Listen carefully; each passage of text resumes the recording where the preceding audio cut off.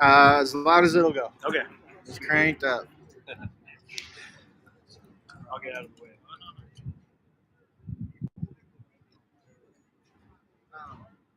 So after all this is done, I have video for all the media. If you want some of the what we showed the secretary earlier. All right, you ready? I'll have some B-roll. So that'll be sweet.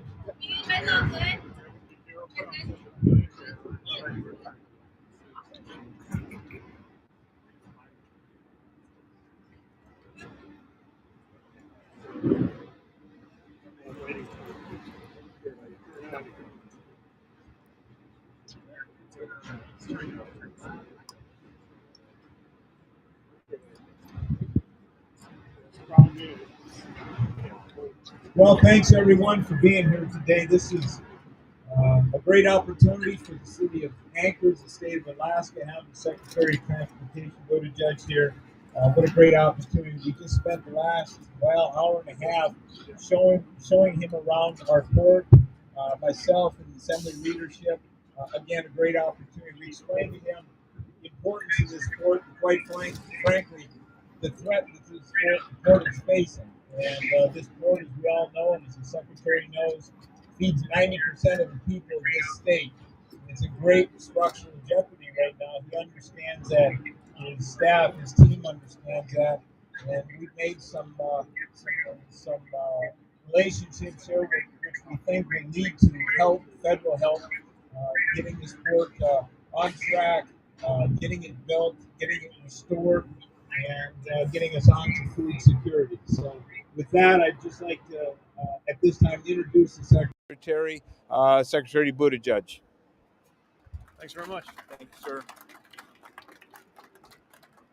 Well, thanks very much for the warm welcome, and I want to thank and acknowledge everybody, not just who's part of making this visit possible, but for the extraordinary day-to-day work that goes on here to make sure that the people of Alaska and this region are well served. Appreciate the mayor and his team for their help with the visit. I also want to acknowledge the Teamsters, who I know are too busy right now working on the essential work going on here. To be joining us for this, but who we count on every day. And I want to acknowledge Senator Murkowski, Senator Sullivan, who we had a great day with yesterday, and Representative Mary Peltola, who I've been in touch with about this trip. And before speaking to what we see all around us, I want to take a moment to acknowledge that all of our thoughts are with the people of Maui right now, who are dealing with the impact of the deadliest U.S. wildfire in a century. We know that around 100 people are known so far to have lost their lives, with reason to believe that number may continue to climb. FEMA, the National Guard, and any number of federal, state, and local agencies are doing everything that they can to assist with rescue and recovery efforts, and we're going to continue supporting the people of Maui for the long run. I've been in touch with Senator Schatz, Senator Hirono, and Governor Green about the outlook for long-term infrastructure needs that will emerge once the search and rescue and recovery phase has been completed. Here in Alaska, of course, people are no stranger to extreme events and extreme weather either. And in recent weeks, it feels like we've been seeing around the country an almost endless string of what we used to think of as once in a lifetime or once in a century climate-related disasters across the lower 48. And we know that across the country, we have got to do more to prepare for and to prevent disasters and to handle the changes that we know are already underway and coming our way even more quickly. We also know that American communities, states, families, and businesses have always been shaped by their relationship to transportation infrastructure. And Anchorage, of course, as even its very name indicates, is no exception to that. People settle and communities thrive in places that have the right kind of transportation systems to allow them to grow. And that's why Anchorage became the most populous city in America's largest state. Anchorage owes its success to the Alaska Railroad, which allowed communities to flourish in America's last frontier. It owes its success to Ted Stevens Anchorage International Airport and Merrill Field and the connections that they provide for passengers, for cargo shippers, and of course for national defense. And it owes its success to the Port of Alaska. It is difficult to overstate the importance of this place, not just to Anchorage, but to Alaska and to the entire country. I had a sense of that coming in, but there's nothing like being able to see it for yourself and hearing from port leadership and community leadership on exactly how all of that adds up together. The thought that 90% of Alaskans depend on food, on cars, on resources that pass through this port, that this port alone handles nearly 3/4 of the state's inbound cargo and gets things to military bases, rural Native Alaskan villages, and every place in between, demonstrates the very meaning of critical and essential infrastructure. And yet, for all of its importance, the infrastructure that this port depends on is very much in urgent need of updating. The original terminals were constructed before many of us were born, and for after the better part of a century, as we've seen firsthand in today's visit, their very foundations are beginning to corrode and come apart. Thankfully, the leaders here have recognized that, have been working methodically and urgently to modernize this port and to make sure that it lasts for generations to come. And that's one of the reasons why we at the DOT last fall were proud to do our part by awarding this port $68.7 million through our Port Infrastructure Development Program to help advance that effort.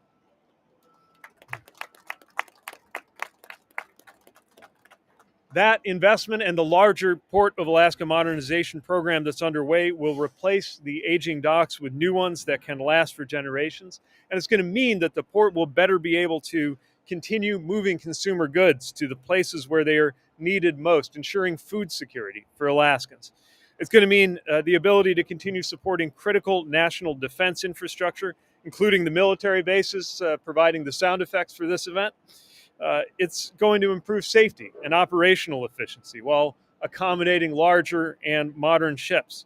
And it's going to make this port more resilient in the face of extreme weather and the seismic threat like the 1964 earthquake that destroyed so much other critical infrastructure in the region, and the 2018 earthquake that I know was a wake-up call for so many about how much is on the line. In other words, the investments that we make in this port today will pay off for the American people and certainly for the people of Alaska. Now, you ought to know that that $68 million award was the single largest award we made through this program last year. And it came by way of President Biden's work on getting this infrastructure law through. This is a vision that too often has come and gone in Washington. You have Infrastructure Week, there's big promises, nothing happens. This time is different. President Biden was determined to pass an infrastructure law in his first year. And I should add that this was done on a bipartisan basis, with a very important role played by Senator Murkowski and Senator Sullivan, and a number of Republicans who crossed party lines to join the president and worked with Democrats to get this done because it was the right thing for the American people. And I should also mention this port is just one example of how that infrastructure law is improving transportation across Alaska. I'll give you just a handful of examples. In July, we awarded Alaska nearly $286 million for new passenger ferries, upgraded docks, and improvements to the Alaska Marine Highway System that's stretching 3,500 miles, serving dozens of communities, many of them in areas where ferries are the only way to cover a long distance. In October, along with that grant we made here at the Port of Alaska, we also funded projects that will upgrade Prince William Sound's ferry terminals, repair the port of Adak in a remote Alaskan village, and improve a harbor in the Aleutian Islands.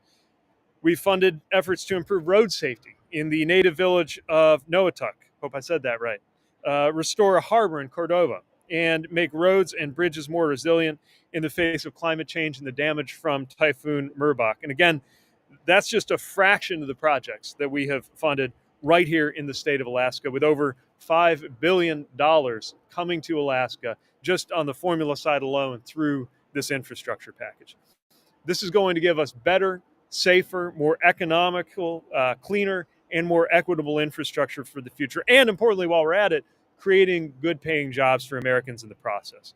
We know that Anchorage is a living and a dramatic example of the fundamental truth that we've always recognized, which is when we build the right kind of infrastructure, people, communities, and civilizations are able to thrive. And that's why we're so glad to be able to be here, see it for ourselves, and certainly we'll be headed back to Washington with a lot of follow-ups, notes, and we would be surprised if we did not see a number of further requests, project plans, ideas, and visions coming in from Alaska. I think we're going to do a couple of questions from the podium. Is that right? Okay, so my colleague Alexandra will quarterback that process.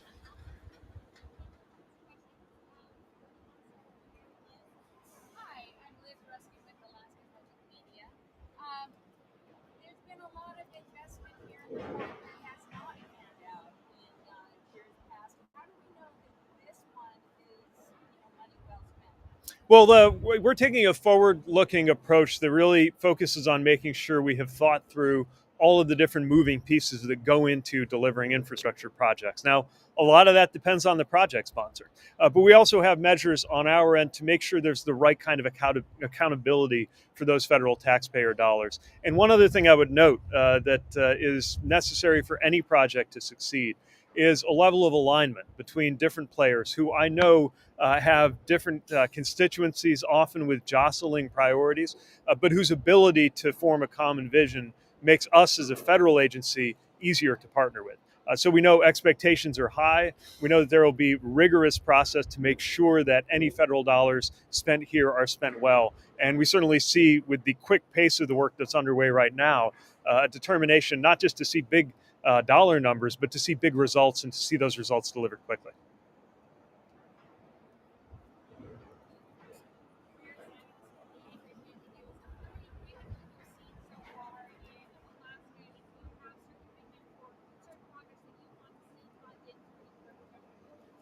Well, certainly we've made clear our overall focus areas. Our top priority is always safety, and it's why we funded everything from crosswalk improvements to seismic resilience.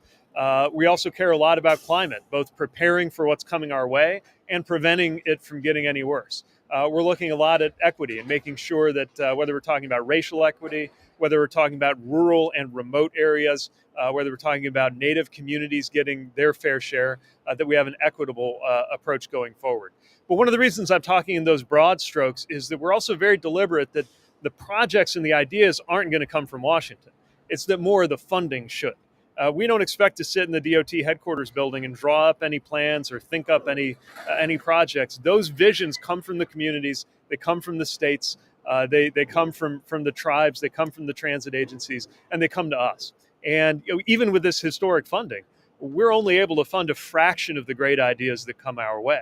But under President Biden's leadership and with bipartisan support, we have more ability to say yes to more great projects, more funding to work with than at any point in my lifetime.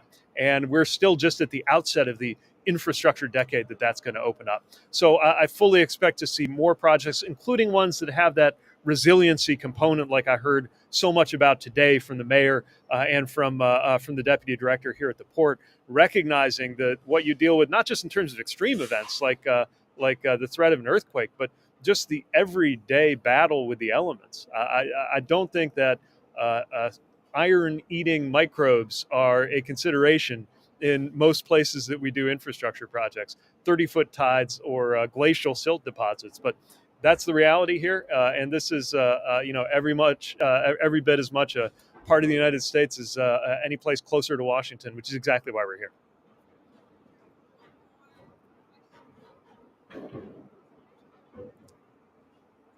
All right. Thank you. Thank you, everybody. I have the opportunity to close, and I'll be a little bit personal. When you serve in public office, it's not just you who sacrifices, it's your family. So I want to say to Chasen and to Gus and Penelope, thank you for giving your time to us first. Thank you for visiting Alaska. It's hard for people in Washington to understand how different it is here, the reality that we face every day. Our investment in this project started after a catastrophe of 20 to 25 years ago. And we've been making steady progress and finally coming to the point where we share a vision. We're really close to having a final design and we're ready to get working. And in fact, with the American Rescue Plan Act, we as an assembly appropriated money for workforce development and job training because we recognized that this time was going to come. And so we're grateful to the Biden administration for its investment in our workforce and in our community, and we are ready to go to work as soon as we have the resources. So thank you for coming. Thank you. Thanks for having us. Thanks again, Mayor. Same here. Yep. And Appreciate it. I'll follow through with you. Yeah, we'll on follow those up other on all issues. those details. Thank you very much. Thank you.